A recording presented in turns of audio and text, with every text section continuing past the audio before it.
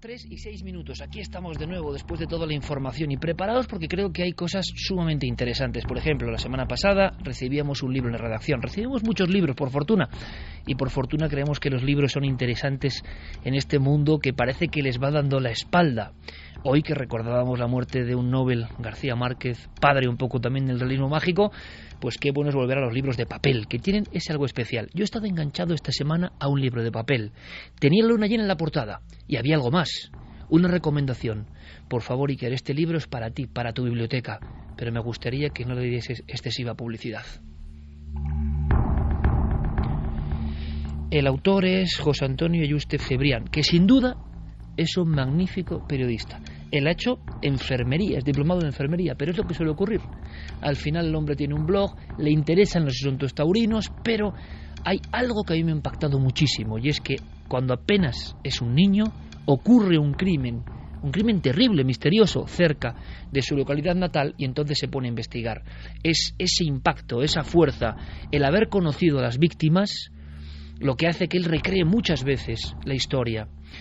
Incluso él, que tenía afición por el mundo de los toros, se hacía pasar, por haberle visto en alguna faena, por uno de los novilleros, el Loren, uno de los que muere acribillado en una finca que durante mucho tiempo se consideró maldita. Este libro es El crimen de los novilleros. Y yo he aprendido algunas cosas. Primero, que hay gente con muchos redaños, con mucha pasión, y que es gente que hace una labor local y que luego tiene presiones, tiene amenazas incluso, tiene problemas, y por eso él me decía: Iker, yo creo que no es bueno. Yo he hablado con él, evidentemente creo ser un hombre de ley y no me voy a saltar ninguna norma, y menos para perjudicar a un compañero, porque así considero al amigo José Antonio Ayuste. Pero el libro ya está, aunque él lo ha editado para prácticamente una, digamos, corporación reducida de sus amigos, aunque esto al final, como ocurre siempre, vuela libre. El crimen es conocido, no le va a ocurrir absolutamente nada, y yo creo, por lo menos quiero agradecerle su valentía, y le he pedido permiso esta misma noche para decir: yo quiero agradecer tu valentía, aunque eran tipos como tú que son capaces de gritar enormes injusticias, y eso tiene que ser conocido. Porque fijaos, yo había oído hacia el año 90, también era muy joven, que habían matado a unos muchachos que querían ser toreros. Lo que no sabía es que había este misterio. Lo que no sabía es lo de hacer la luna. Y hablamos mucho de la luna porque precisamente lo hemos consultado con nuestro amigo Vicente Casaña. Estamos en pleno proceso de tétrada. ¿Qué significa esto? Significa que el 15 de abril, el 15 de abril pasado, el próximo 8 de octubre del año 14, o sea, dentro de unos meses, el 4 de abril del año que viene y el 28 de septiembre del 15 del año que viene, hay 4 lunas de sangre, lunas con una tintura muy especial, como vimos el pasado martes, lunas que para los astrólogos y especialistas influyen en el ser humano. Detalles curiosos, pues que, por ejemplo, entre el año 1500 y el 1900 no hubo una sola luna de sangre, y que en el último siglo largo solo ha habido una en el año 49, si no me equivoco, y en el 67. Es excepcional que haya 4 lunas de sangre en tan solo un año. Y por eso muchas personas se han lanzado a hacer profecías y a contar todo tipo de cuestiones que tienen que ver sobre todo con algunos escritos en Israel, que creen que esto tiene algo de signo apocalíptico. Pero como eso ya lo habéis leído seguro, os han informado, yo quería retrotraerme a algo mucho más tribal, más atávico, más tremendo. Esta es la hora un poco de la España insólita, esta noche por lo menos. Y es el influjo de la luna. Yo os puedo asegurar que el influjo de la luna creo que existe y que influye, por ejemplo, en los niños, en muchos niños. Están ligados a esa especie de halo cósmico, les afecta, y no para mal ni para bien, les agita, les altera. Y entre los maletillas, entre los aprendices a matador de toros, entre los novilleros, yo no lo conocía, porque es cierto que el mundo de lo taurino pues lo hemos ido un poco abandonando a lo largo de los años, hace muchísimos años. Sí que me interesaba a mí el rito, el código, el símbolo, pero es verdad, no menos cierto es que con el tiempo y el aprendizaje pues no me gusta nada ver cómo el toro sufre, lo quiero dejar muy claro. Pero sí, durante unos años en mi juventud me interesó ese mundo atávico, ese mundo simbólico que había. He ido cambiando un poco de tercio, pero eso no me impide sobrecogerme enormemente con esta historia, con este libro, que solo tiene en su portada como una marca indefectible, una luna llena. Se cuenta que por las tierras de Albacete, las tierras de Murcia, era habitual, y que lo han hecho muchas figuras que luego han sido millonarios del toreo, hacer una luna. ¿Qué era hacer una luna? Pues cuando había pocas escuelas de tauromaquia y había pocas posibilidades, los maletillas, los hombres sin suerte, los que soñaban con sacar a su familia del hambre ante los pitones de un toro, se iban siempre en noche de luna llena, y esto me parece que tiene fuerza, se desnudaban y toreaban un toro con el peligro, más de uno murió, en mitad de la dehesa, a cuerpo descubierto, con un capote o una muleta, sin que el ganadero se enterase. Y eso era hacer una luna. Muchos de los toreros decían que era como un azogue, era como un algo que les pedía el cuerpo, era como un rito que no saben ni de dónde venía. Posiblemente es algo que enlaza con los mitos griegos: el hombre desnudo, el toro y la luna llena. Y esto permanecía en el ámbito de la leyenda, en el ámbito de lo que se contaba. España entra en el progreso y evidentemente incluso por el mundo de los toros hay como otras instalaciones y otras formas de aprender. Hay muy pocos maletillas que quieren hacerse una luna, pero de cuando en cuando, en algunas noches, en la luna llena, quién sabe si todavía algunos maletillas, algunos buscadores de fortuna saltan la cerca, se ocultan durante horas, aprovechan para desviar un toro o un novillo, y bajo el testimonio mudo de la luna, esa que solo habla a los locos, pero no entendemos su lenguaje, torean en mitad de la soledad. Fue entonces cuando recibí este libro, y cuando comprendí el miedo, pero al mismo tiempo la pasión de este hombre por contar una injusticia, que es lo que importa. Yo creo que hay que valorarlo, sobre todo con la sensibilidad de hoy, por encima de toros y toros no y toda esta historia. Yo ya he contado mi propio proceso, pero respeto a todo el mundo. Creo que lo importante son las vidas humanas, en este caso concreto, y la tremenda injusticia. Todo ocurrió en este viaje breve que vamos a hacer un día 1 de diciembre de 1990. Cuenta la historia, y se parece mucho a otros terribles sucesos, que 3 muchachos fueron a ver en Albacete a otro que tenía gripe. Estaba tan consternado, tan malo, que no quiso acompañarles. Es el amigo, y ha ocurrido en otras ocasiones, que esa gripe le salva la vida. Porque aquella noche de luna llena, del 1 de diciembre de 1990, Lorenzo Franco el Loren, Andrés Panduro y Juan Carlos Rumbo, de 22 años y 19 este último, estaban seguros de que había que hacer algo. Eran novilleros, estaban en la escuela taurina de Albacete, pero su gran pasión era esa noche de luna llena hacer como habían hecho otros, como ellos habían escuchado los antiguos. Acudir en mitad de la noche, con el testigo, el gran lucero de la madrugada, y torear unos toros.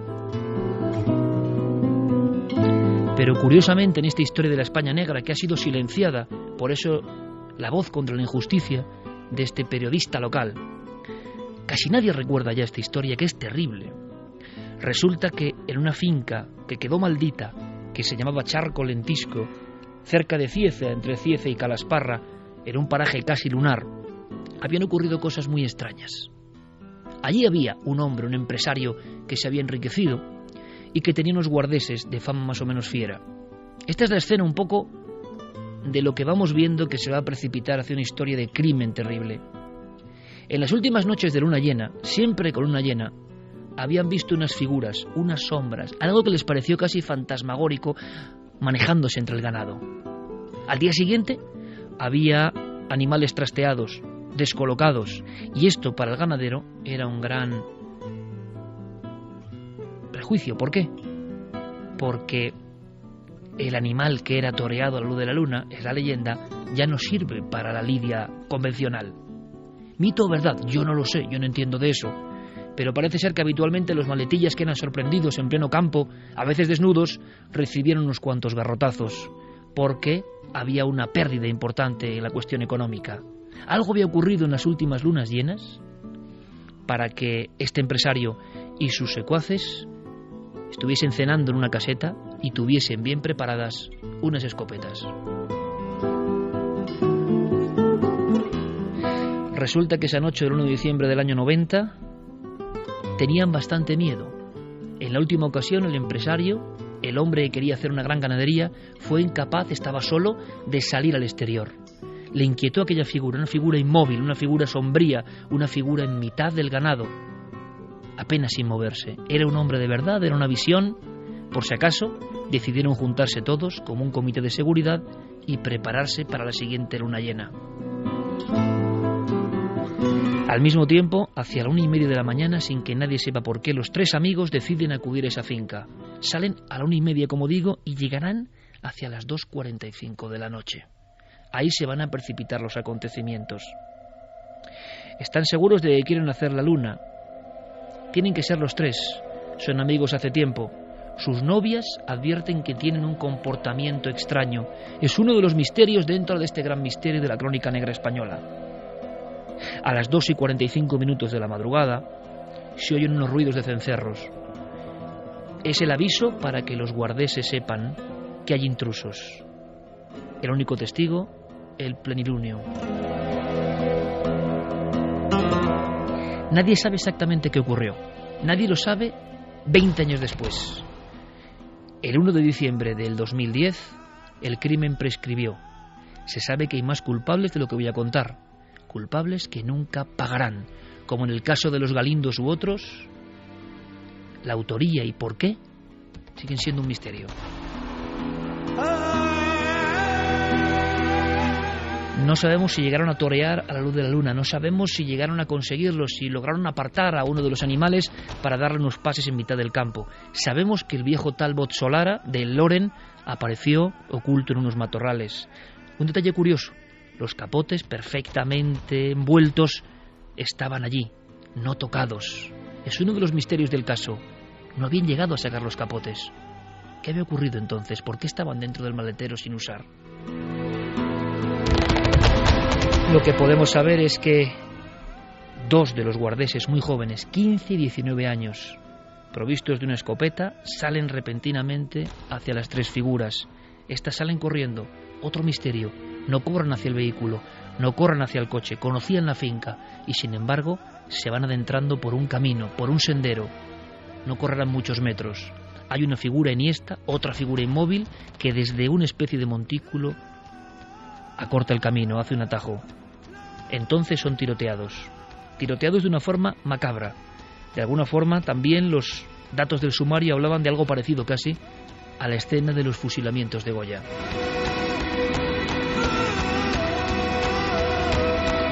Hubo por lo menos 14 disparos mortales, realizados con una escopeta de postas y otra, desconocida, nunca aparecido, de un segundo tirador que aparece como si hubiese sido avisado por el otro lado. Los 3 muchachos, el Loren, Panduro y Rumbo, son acorralados. No hay clemencia para ellos. Reciben 14 impactos. Al Loren le vuelan la cara. A otro de los compañeros, a Panduro, prácticamente lo mismo. El Loren será encontrado con un gesto, según dice la instrucción, de terror, con la cara girada, con la boca girada, como si a su espalda se hubiese aparecido el demonio. Dicen, cuentan los asesinos, los ejecutores, o algunos de ellos, que pidió clemencia. En mitad de la oscuridad, solo con la luna llena, dijo: «Soy el Loren, ¿no me conocéis?», y fue rematado en el suelo. Entre las 3 y las 5 de la madrugada hay 2 horas de incógnita. Nadie sabe qué ocurre, nadie sabe cuántas personas han encerrado a esos muchachos, nadie sabe por qué el hecho, evidentemente nada amable, de torear unos toros sin permiso del ganadero, ha sido castigado con esa horrible forma. La segunda escopeta, la que ha aparecido por el camino B, vamos a llamarlo así, ese hombre que podía estar oculto, ese hombre diestro, tirador, ha empleado munición prohibida, munición que son bolas de plomo, munición para matar jabalís. Los 3 muchachos que permanecerán allí, desvencijados como marionetas hasta las 9 de la mañana, han sido destrozados en la noche. Nadie sabe todavía hoy por qué.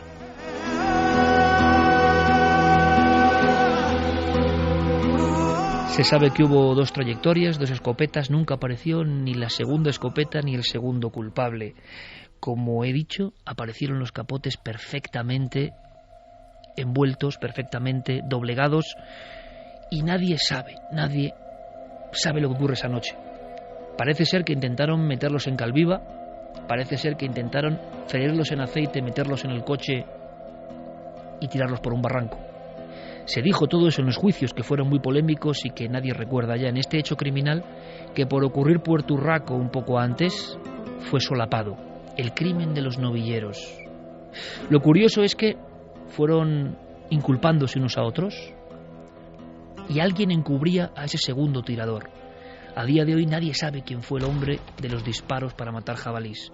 Era alguien que infundía tal terror que las personas, los ejecutores, los dos que estaban en la loma, los dos muchachos jóvenes, prefirieron cumplir sus penas y no decir absolutamente nada.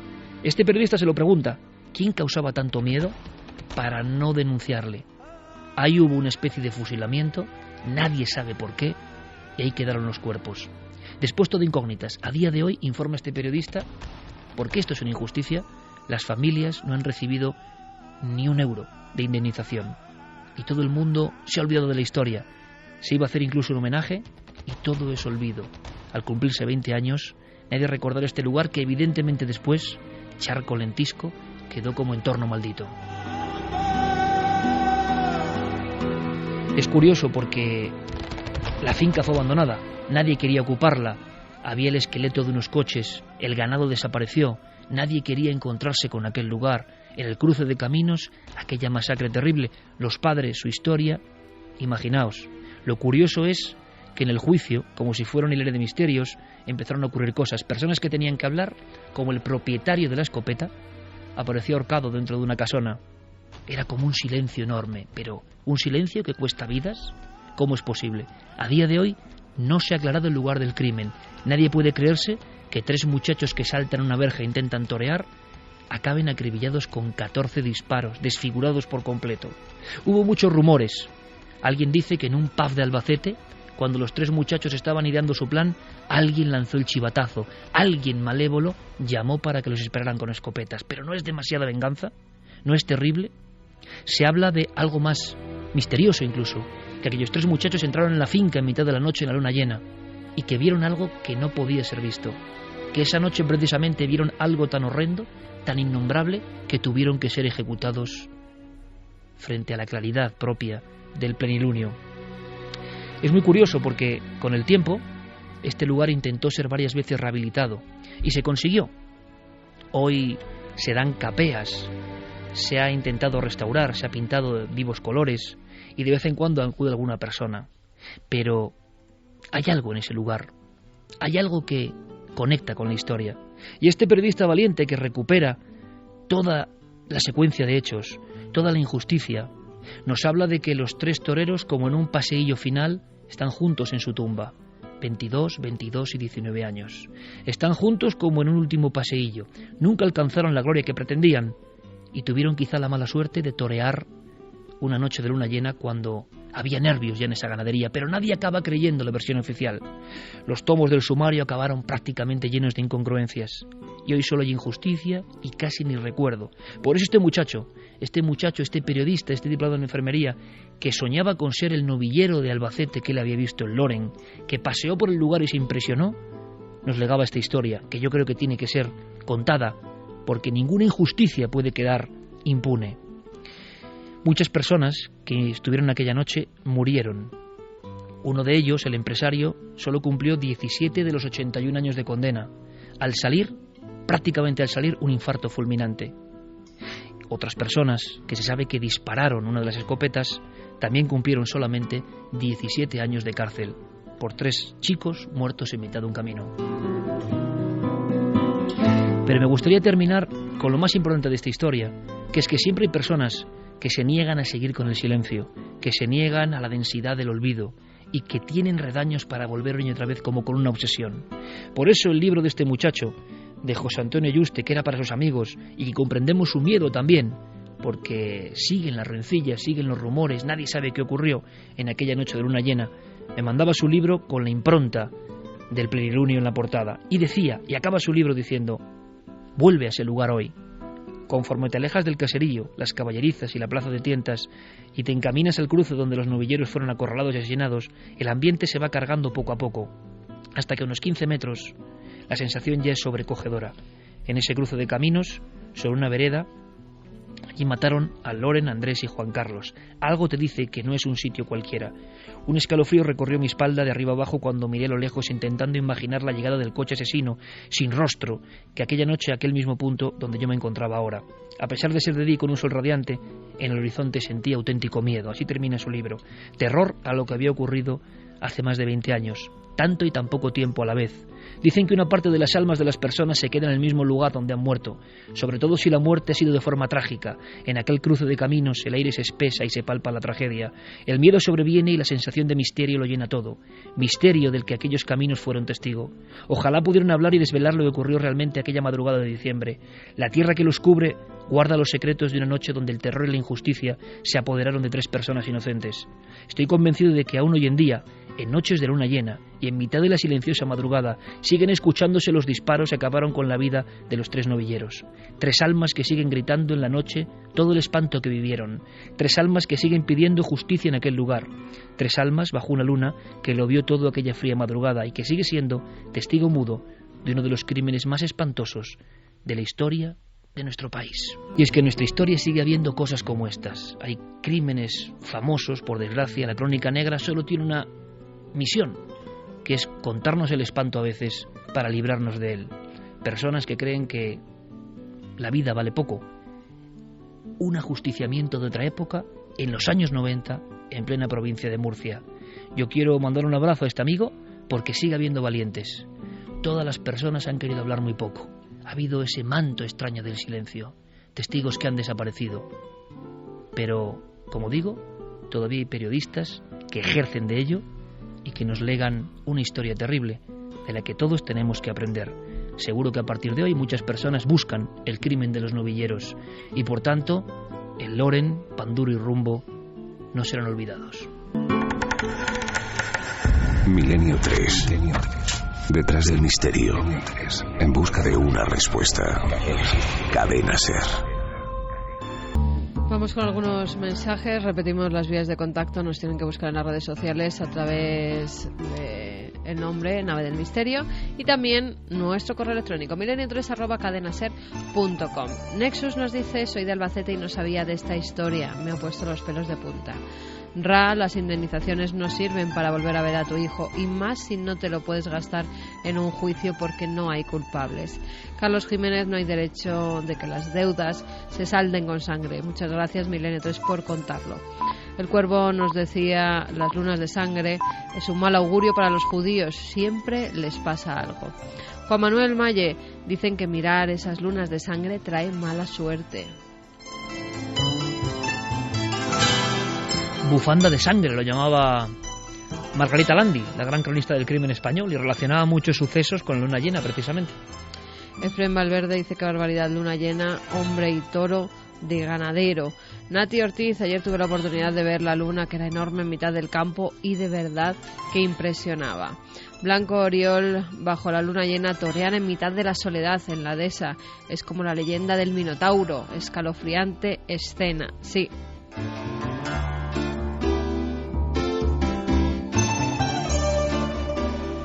Y todo el mundo asegura que la luna influye en muchas cosas. Lo tienen clarísimo, ¿no? Pues clarísimo. Luego leemos muchos más mensajes. Vamos a marcharnos a unas fiestas que siguen realmente desarrollándose. Ya decíamos que después de la primera hora con un montón de contenidos, esta era un poco la de la España mágica. Nosotros siempre estamos a favor de la España mágica, aunque a veces la España mágica se entrevera con la España dramática, ¿no? Como hemos visto en este suceso. Por fortuna, como decimos, siempre hay alguien que lo cuenta, siempre hay alguien valiente, siempre ese es el periodista, el detective. Al final es lo mismo, ¿no?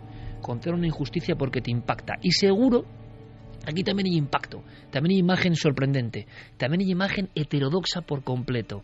Es una Semana Santa, pero no es una Semana Santa mediática, no es una Semana Santa que sobrecoge por su solemnidad o porque las figuras o los ritos son conocidísimos. Es otra Semana Santa.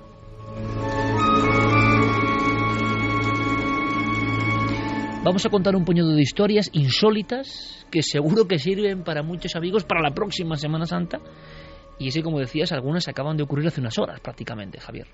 Sí, si quieres, Iker, para contextualizar un poco, voy a leer un texto de Karl Hilscher, un fotógrafo alemán que llegó a España en la Primera Guerra Mundial, exiliado por la guerra, y que se encontró con unas imágenes, con una Sevilla en concreto, que le impresionó especialmente y que es esa Semana Santa a la que vamos a acudir, la que vamos a visitar esta noche.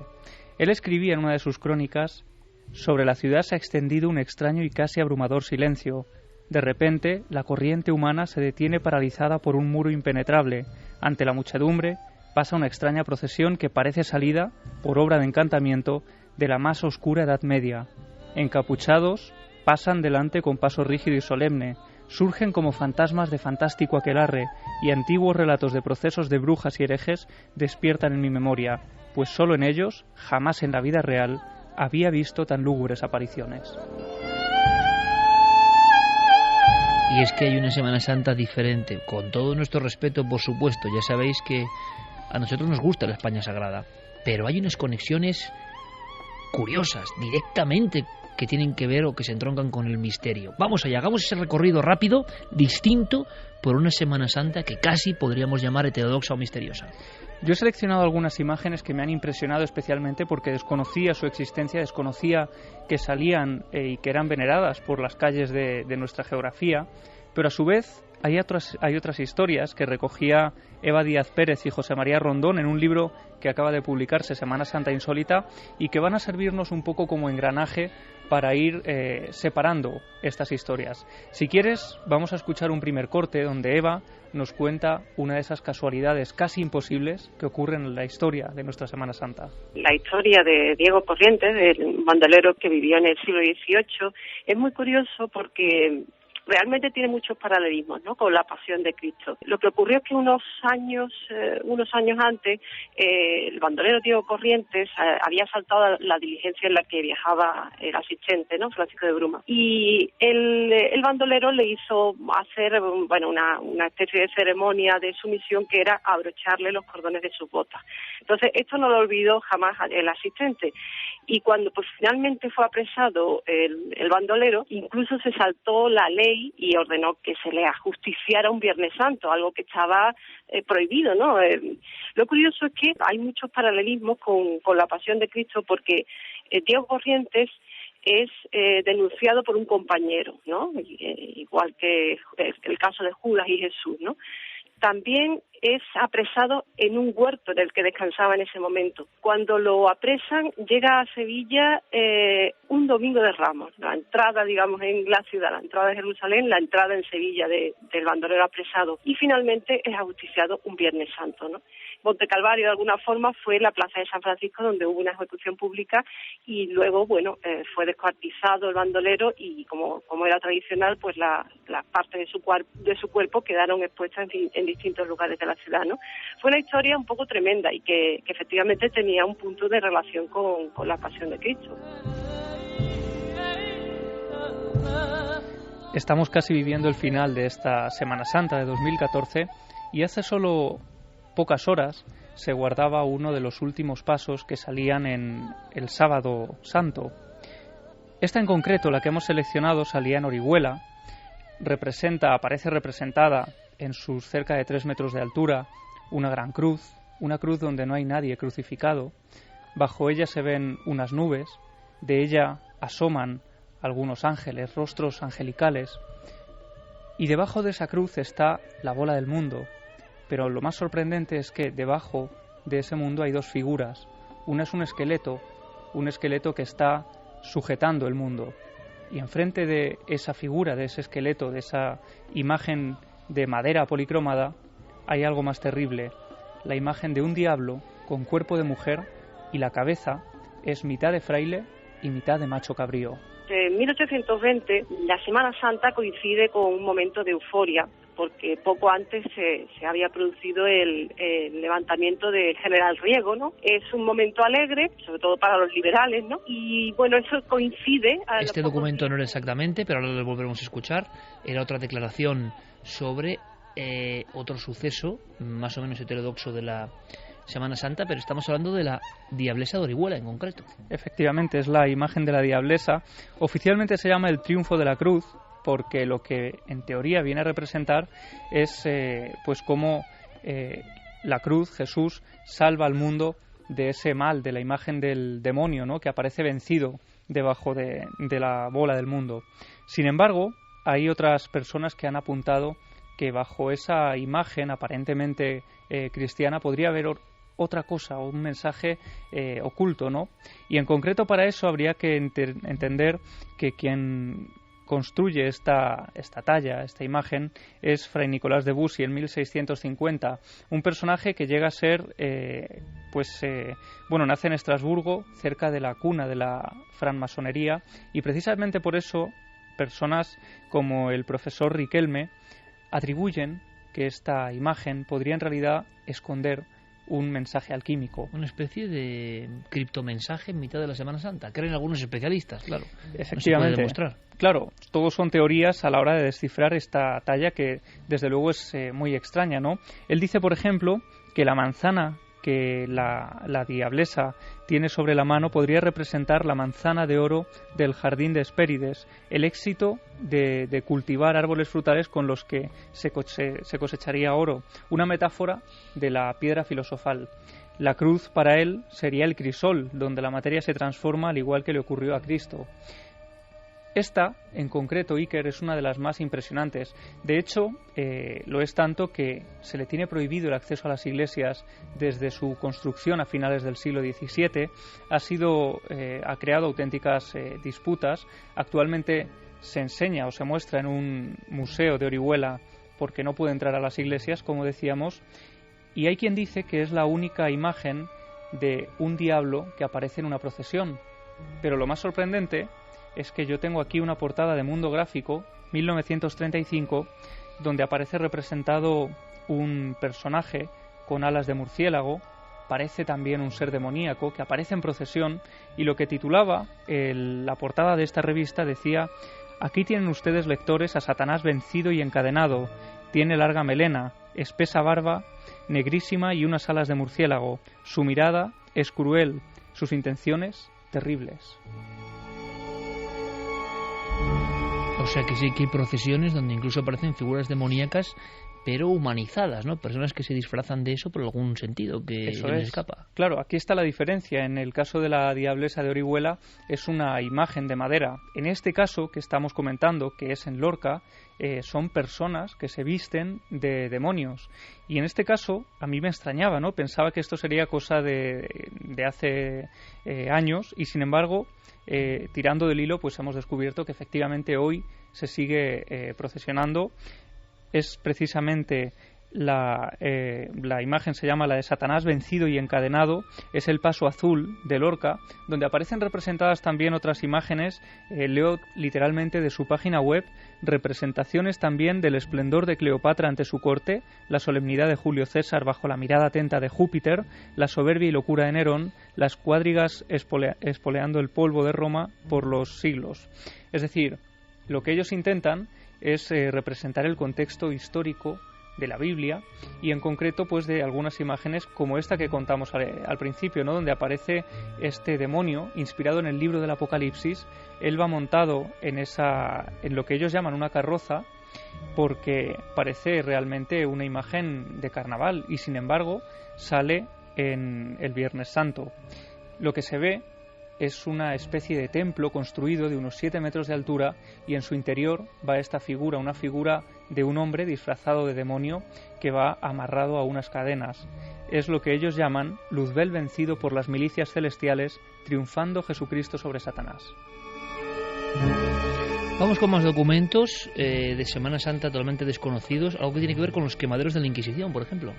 El último quemadero en Sevilla, precisamente, Iker, tuvo lugar en un domingo de Ramos de 1820 y con una procesión muy especial. La Semana Santa coincide con un momento de euforia, porque poco antes se había producido el levantamiento del general Riego, ¿no? Es un momento alegre, sobre todo para los liberales, ¿no? Y bueno, eso coincide a los pocos días con el Domingo de Ramos. La Semana Santa transcurre con normalidad, pero hay un grupo de sevillanos que deciden hacer una procesión diferente. La procesión diferente es llevar por un lado pues un cuadro del general Riego, ¿no? Y por otro lado se hace una procesión que va, como un cortejo de Semana Santa, hasta la zona donde estaba el quemadero, que durante siglos había servido como pues para quemar a los herejes, ¿no?, por parte del Santo Oficio, de la Inquisición, porque una de las claves del trienio liberal era acabar con el antiguo régimen, ¿no? Fueron allí los sevillanos en procesión y cuando llegaron a aquella zona tétrica y tenebrosa donde estaba el quemadero, pues decidieron hacer un particular auto de fe y quemaron el quemadero, valga la redundancia, ¿no? Y quiero que imaginemos ahora una escena que se produce el Jueves Santo en la localidad de Verges, en Gerona.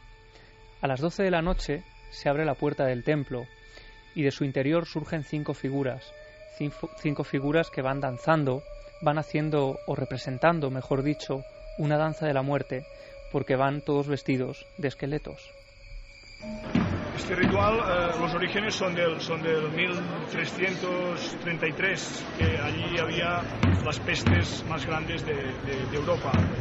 Que se tiene constancia en Verges de que se hacía algo por Semana Santa es de 1666, que en Verges se celebraba algo relacionado con la procesión de Semana Santa y que se tiene documentos del 1666. Era un ritual para combatir un poco toda la mortandad que había en aquella época. En pocos años desaparecieron muchos millones de personas en Europa y se hicieron este tipo de rituales justamente para combatir un poco. Terminamos esta fugaz procesión de cosas un poco anómalas con amortajados, o más bien amortajadas. Sí, precisamente es lo que ocurre también en la localidad de Villarrubia de los Ojos, en Ciudad Real. En este caso es una procesión aparentemente normal, sale la Virgen de la Soledad, pero en este caso tenemos que centrar nuestra mirada en las figuras que van acompañando a esta Virgen.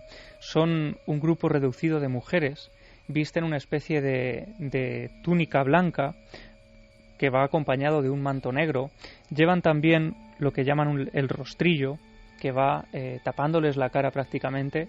Sobre el cuello llevan además una serie de agujas que les impide levantar la cabeza, porque en la penitencia tienen que ir mirando al suelo constantemente sin levantar la mirada. Llevan un collar de agujas.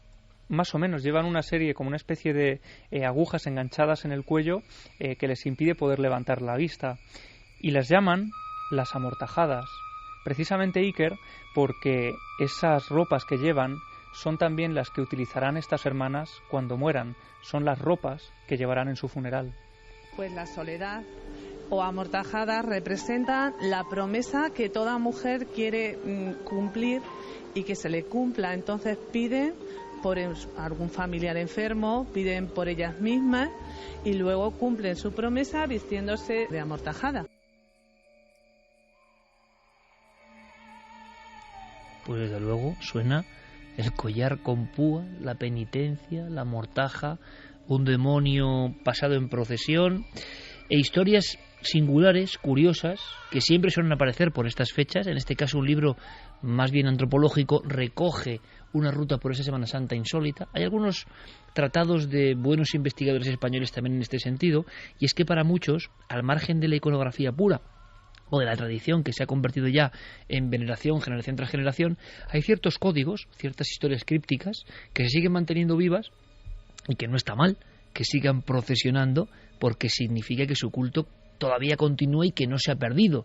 Nos trasladan a mitos muy antiguos, muy remotos, que tendrán algún significado seguro y que prácticamente hoy no podemos comprender. Hombre, ¿sabéis a quién esto le parecería un poco espantoso o extraño o no creería nada, o yo no sé si se iba a santiguar o no? A ver si adivináis el personaje que viene a continuación en uno de los nuestros. Alguien... Es curioso, aquí sí que yo tengo mis dudas si pasará a la criba o no, porque escépticos, hasta las brujas dan alaridos de fondo, escéptico a ultranza, ¿no? ¿O no tanto? Bueno, yo creo que no tanto. Bueno, es más la pose que pone, pero luego cuando rascas un poquito... Esto es interesante. Vamos a escucharlo, porque creo que de este personaje luego podemos hablar alguna cosa, igual se irrita, que no se conoce tanto. Diego Marañón, uno de los nuestros. Buenas madrugadas. Identifíquese, por favor. José Manuel Nieves Coldi.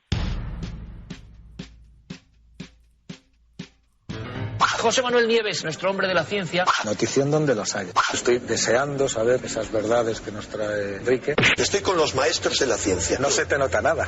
Estáis mezclando conceptos. ¿Por qué? No tiene nada que ver las churras con las meriendas. No tiene ninguna base lo que está diciendo Enrique. Has hilado una sarta tan grande de cosas incorrectas que no sé por cuál empezar. Por cualquiera.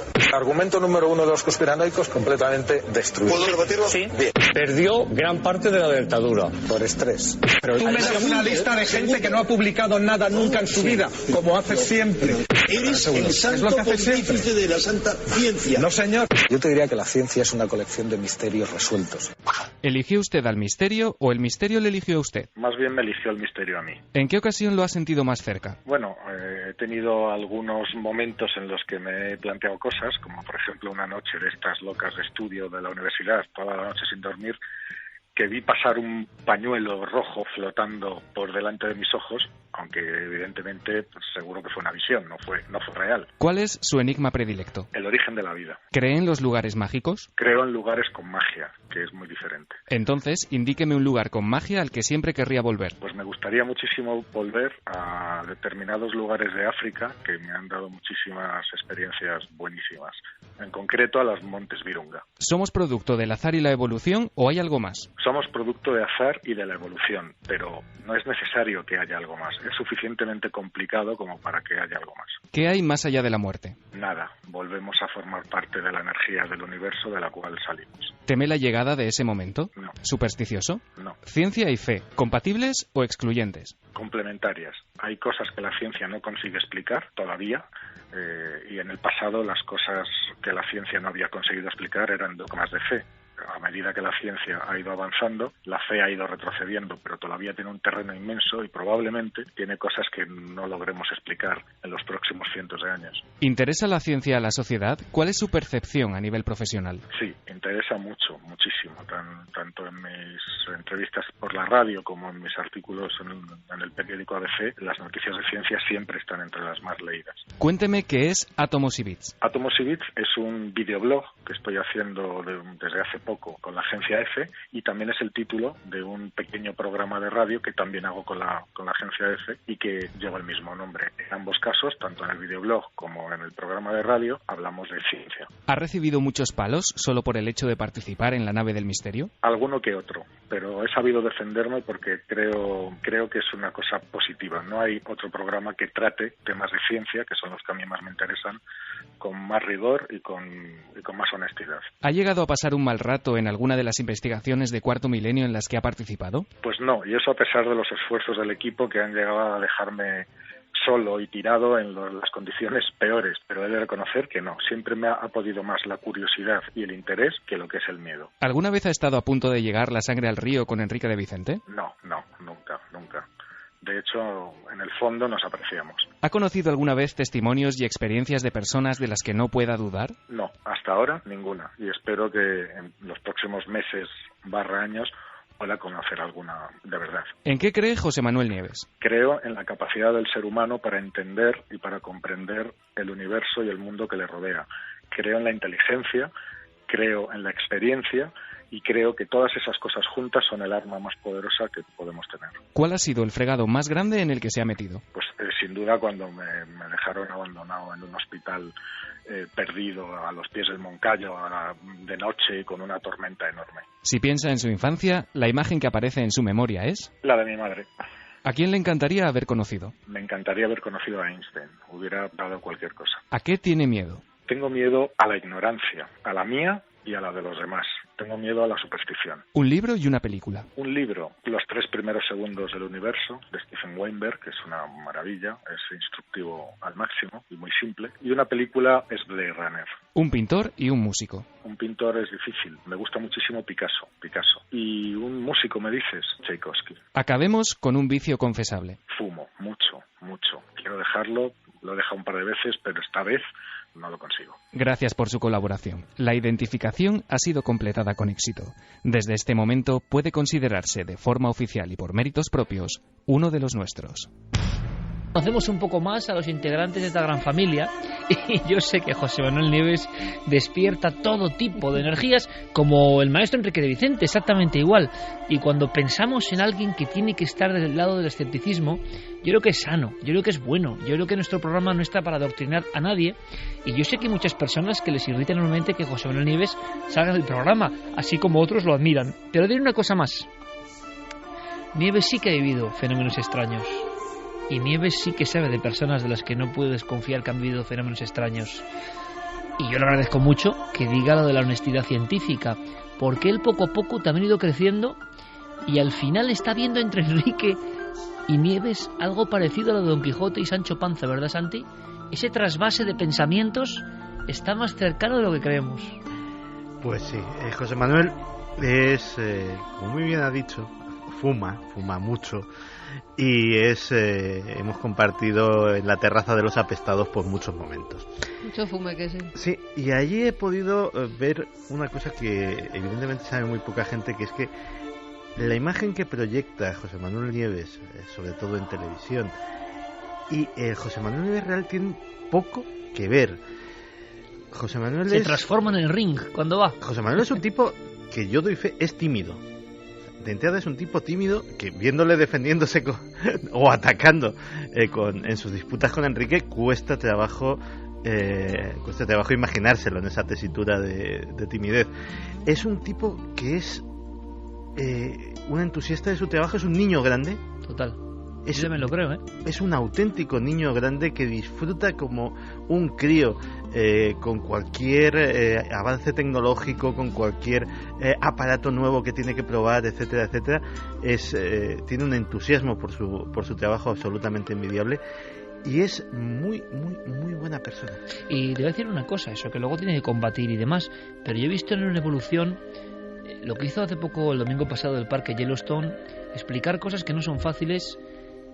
Ha adquirido una vena divulgativa y creo que de verdad Cuarto Milenio ha sido importante también para eso, que es formidable. Y no hay muchos divulgadores científicos que hablen sencillo, y eso es muy importante.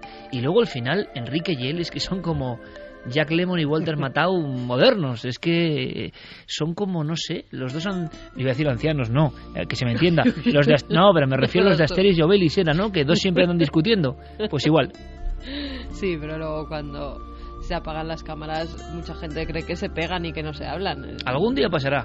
No, nunca llegará la sangre al río, al contrario. Pero luego cuando están, hay una cosa que es verdad, no por decir que luego son amigos quiere decir que se mienta.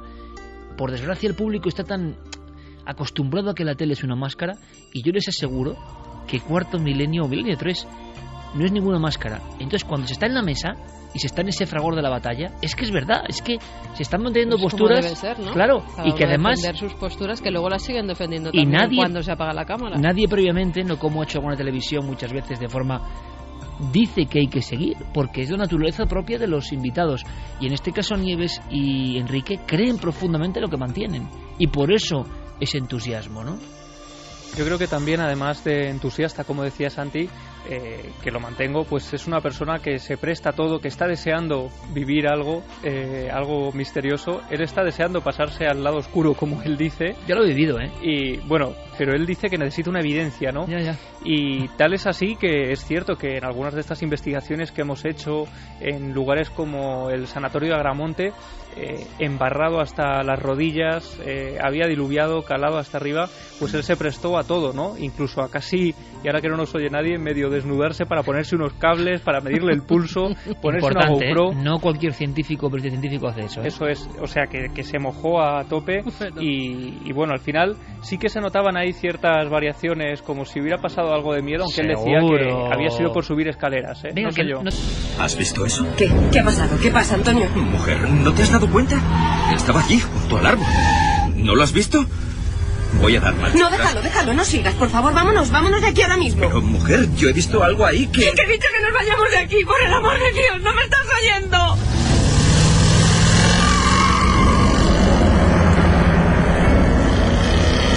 Aquel matrimonio, regresando de sus vacaciones, circulaba por la vieja Nacional 5. Eran ya cerca de las 3 de la madrugada, y ambos, aunque solo fuera por una fracción de segundo, habían visto lo mismo.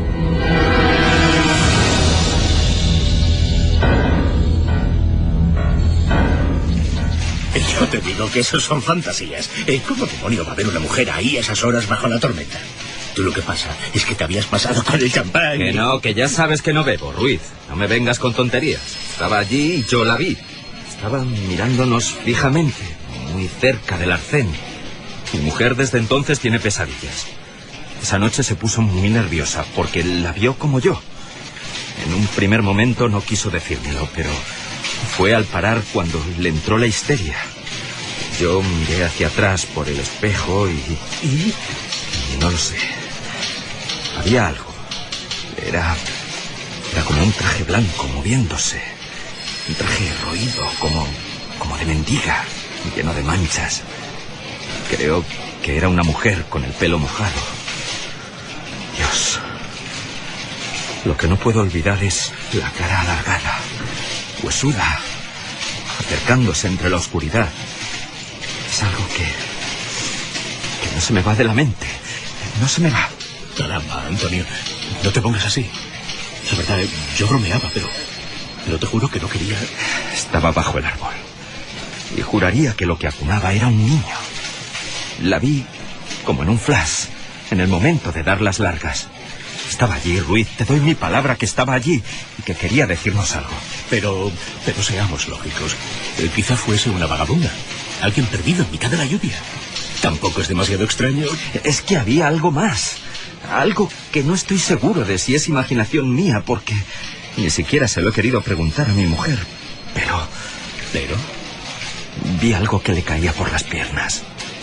Algo que me dio la impresión que era sangre. Como si aquella mujer perdida acabara de ser acuchillada o asesinada allí mismo. Durante varias noches Antonio Beltrán no pudo conciliar el sueño. Más de una vez estuvo tentado de coger el coche y acercarse de nuevo a aquel lugar en mitad de la madrugada. Pero al final algo, quizá el instinto, le hacía desistir. A pesar de ese miedo, su curiosidad iba creciendo, al mismo tiempo que el silencio de su esposa se hacía cada vez más profundo y distante. ¿Qué te ocurre, mujer? Te veo muy desmejorada. Nada, tómate el café. Son esos sueños que no me dejan en paz. ¿Sueños? ¿Y qué es lo que sueñas, querida? Tú también lo haces. Me he despertado varias noches y te he visto hablando solo. Es como si los dos estuviésemos soñando lo mismo desde aquella noche. Por favor, basta ya de seguir con esa historia. Lo que vimos fue un simple reflejo. Mira, he leído en un libro que los científicos tienen una explicación para estos efectos. La lluvia, los faros del coche y el asfalto producen una especie de... Lo que tú digas. Me vuelvo a la cama. La necesidad de saber quién era aquella extraña mujer y qué hacía allí crecía cada vez más en el interior de Antonio Beltrán. Al mismo tiempo era consciente de que casi todas las noches algo se cruzaba en sus sueños, una y otra vez, con gran definición.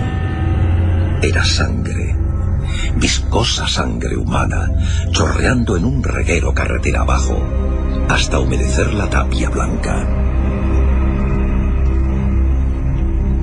No te negaré, querido amigo, que más de uno de los soldados han visto lo mismo que tú. ¿Pero exactamente en el mismo sitio? Junto a la vieja tapia, bajo el árbol, allí mismo. El despacho del sargento Arias era austero y viejo. Desde la ventana podía verse la carretera y el punto exacto del que estaban hablando.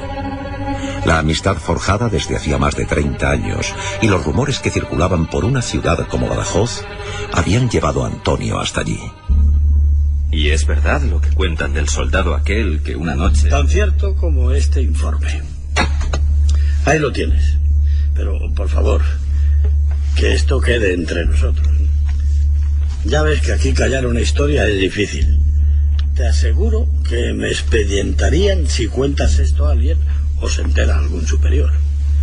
Todo el mundo guarda silencio sobre la portuguesa. Pero en estas hojas aparecen más testigos. ¡Santo cielo! Toda esta gente la ha visto desde que aquel chico... Por cierto, has dicho la portuguesa. Aquí se cuenta una historia muy antigua, quizá de los años 40, de una mendiga que fue atropellada justo ahí. No se encontró el cuerpo ni al culpable. Pero parece que una mujer embarazada no fue socorrida y quedó allí desangrándose con el bebé en las entrañas durante toda la noche. Una noche de tormenta. Eso dicen. Una noche de perros. Y desde entonces, toda esa gente que aparece en estos informes ha venido a la base a denunciarnos lo mismo. La misma aparición. Bueno, sobra decirte que todo esto se guarda en ese mismo cajón y de aquí ya no sale. ¿Y esta foto? Dios. ¿Esto qué es?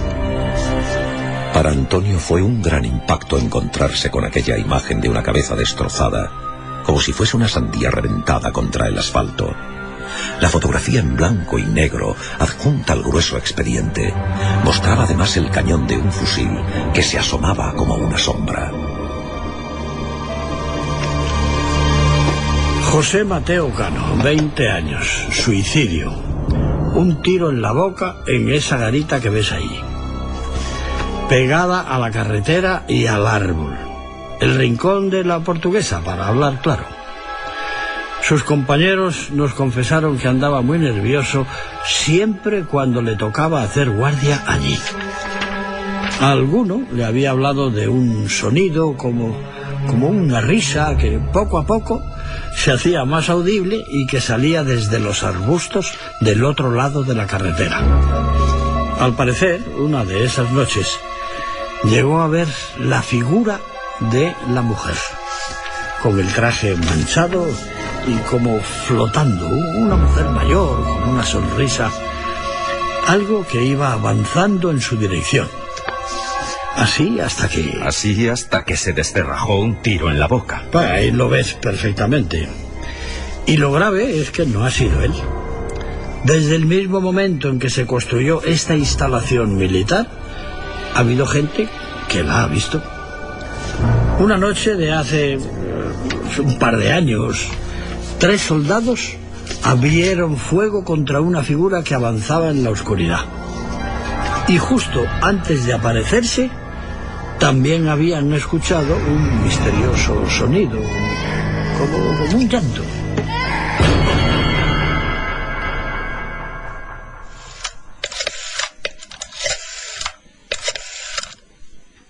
Hola, cariño, ¿cómo estás? He descubierto algo importante. Aquella noche Antonio llamó a su mujer consciente de que había llegado el momento de regresar al punto donde se habían encontrado con el misterio. Ella, llorando, se negó e insistió en que no lo hiciera, como si tuviera un terrible presentimiento. Pero la determinación de aquel hombre ya era total. Pasadas las 2 de la madrugada, decidió dejar de recorrer la carretera en un sentido y otro. Puso el vehículo en una especie de camino vecinal, casi a la sombra de un árbol. Apagó los faros y el motor, y en mitad de la negrura, echó los seguros de las puertas. No era capaz de poner pie a tierra. Y ahora se pone a llover. Dieron las 3 de la madrugada. Y aferrado a la cámara de fotos que sostenía entre las manos, con el fin de demostrar que lo que había visto era real, siguió vigilando cada palmo de terreno con los ojos muy abiertos y casi pegados al parabrisas. El viejo árbol sin hojas, la tapia, el arcén. ¿Qué es esto? Parece un niño. Encendió las luces estremecido. Había sentido algo después de escuchar esa voz. ¿Qué está pasando? Al dar las largas y enfocar el viejo muro, se dio cuenta de algo muy extraño. En la parte inferior estaba surgiendo algo parecido a una mancha, una oscuridad, una sombra húmeda que poco a poco se iba haciendo más grande. Y entonces las tenazas del miedo, del más profundo terror, le hicieron arrancar el coche. ¡Arranca! Era inútil. El motor estaba completamente ahogado y él a punto del colapso. Empujó la puerta con todas sus fuerzas para salir, como si algo interno le dijese que tenía que alejarse a toda costa de allí. Lo intentó varias veces, pero... ¡Ábrete! ¡Pobre C, maldito! ¡Pobre C! Fue entonces al mirar por el rabillo del ojo, cuando sintió un frío subiendo por cada uno de los huesos de su columna. Fue entonces cuando se quedó rígido como una estatua. Notó una respiración helada en su nuca.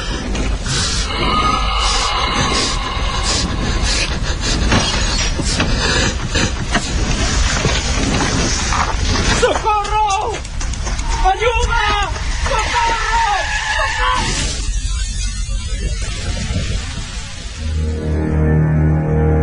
Antonio Beltrán vio algo antes de morir atropellado en mitad de la vieja carretera nacional. Algo en el asiento de atrás de su propio vehículo. Algo que sobre las 3 de la madrugada de aquella lluviosa noche de 1978 había entrado en el coche sin abrir las puertas, que estaban cerradas con seguro. Algo que muchos llamaban la portuguesa.